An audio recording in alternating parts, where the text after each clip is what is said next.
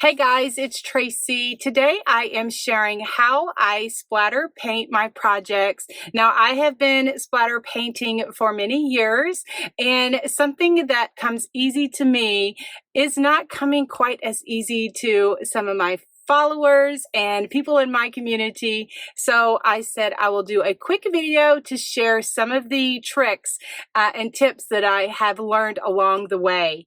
Now, one of the biggest tips is to make sure that you wear an apron or or an old shirt that you don't care if you get paint on, because sometimes splatters go everywhere. You want to protect your table. I'm going to show you what I use to protect my table.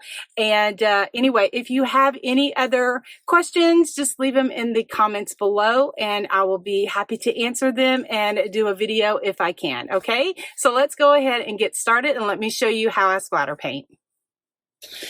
Okay guys, this is what I do when I'm going to splatter a project. I need to protect my surface, and if you have a table that you don't care if it gets paint on it, then you don't need to do this. But I just have these little placemats from the Dollar Tree. You've seen them in other videos. They're very loved, very, have lots of paint on them. They're just the little placemats, and I just spread them out on my table. If I don't want the splatter to get along my wall or on anything else, I just stand up one of these placemats. I just stand it up against the wall so that if anything, splatters, it goes on the little placemat versus nothing that I don't want it to get on. I'm also using a stiff stencil brush. And so I know that I say use a stencil brush, but not all stencil brushes are created equally. And so some stencil brushes are very soft like this, and that's no bueno. We don't want to use that. We want to use a stiff brush. You can also use a toothbrush, a very firm toothbrush, because the stiff brush that's what's going to give you the splatters that you're looking for. I like to use the black and the white paint. I use the black first, and then I put the white on top. That's my personal preference. If you do it the other way, it's just your black is going to cover up your white. And so that's what I use. The brand doesn't matter, just as long as you use that. I also use like little sticks like this, toothpicks, just tongue depressors, or just craft sticks. You can see here, I use these little sticks, I just put it back in my can because you're going to need something that you're going to need to be able to go over the little brush. And a toothpick will do that as well. Also, you're going to need some water, because the trick to splattering or getting a really good splatter is your paint to be an ink consistency. And so that's what I'm going to show you. So I'm just adjusting all of my stuff here.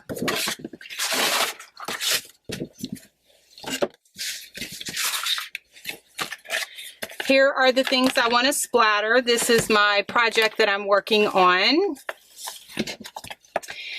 Now, I just want to point out that I've already put some burlap on these, and I don't care if it gets splatter on it.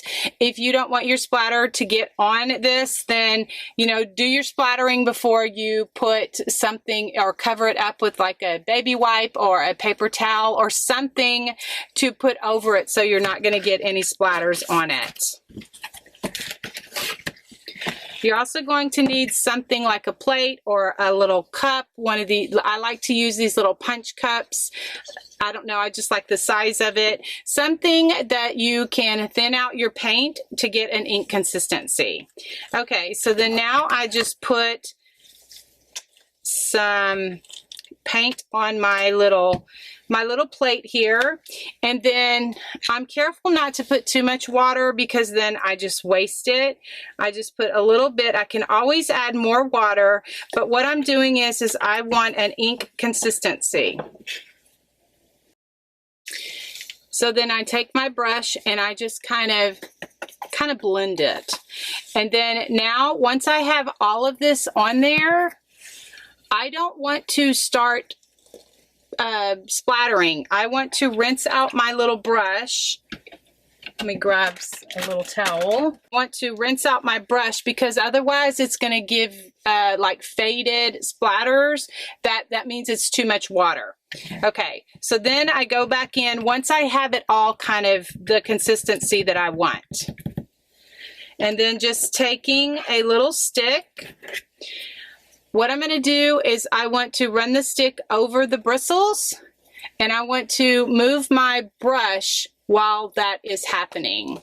So I don't keep my brush, I don't keep my brush in one place. I just kind of go over it.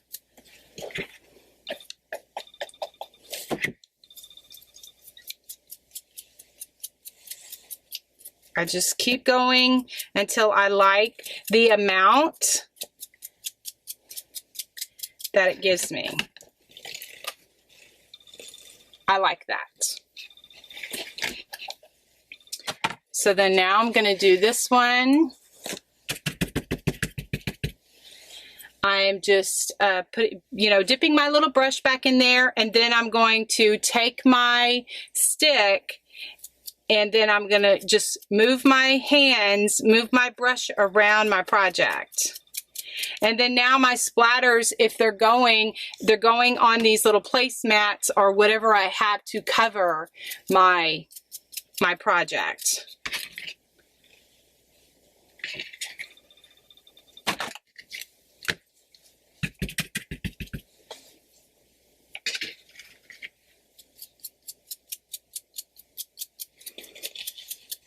Move your hand around so that it doesn't stay in one place, because then you're going to get, all your splatters in one section.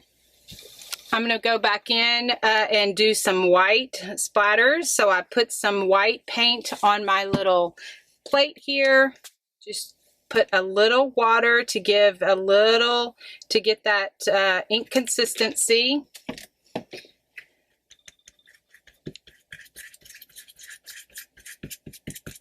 And that may be a little too much, so I'm not going to use that because I'm not going to get the splatters that I want. Baby wipes are a girl's best friend in the craft room. That is one of my favorite things to have, is just have some baby wipes. So let's try this again. I have some paint, and I just put a little water. That's much better. So it gives me the ink consistency. Now I want to rinse out my brush, because then I'm going to not get the splatters that I'm looking for. And it's okay if these are not dry yet, because they're just going to go right on top of it.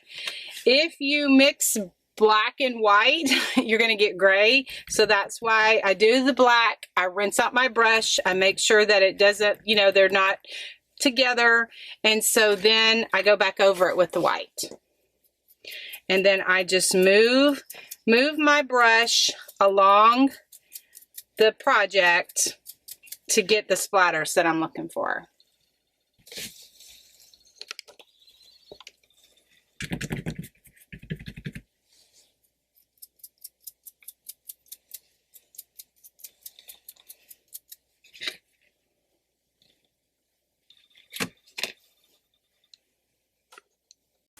Okay guys, I hope that was helpful.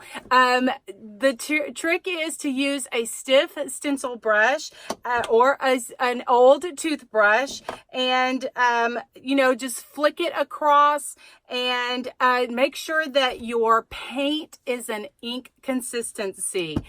Don't add too much water. If it's too thick, it's not going to splatter either. And so sometimes it will take a few tries, and it will take just use some scrap wood, use some scrap projects that you just can kind of get familiar with it, and your projects will turn out great. All right, thanks so much for watching. If you're new here, welcome. Please consider subscribing if you are not already subscribed. I love to share crafty ideas like this with a whole lot of country charm. All right, we'll talk to you soon. Y'all all take care, and God bless.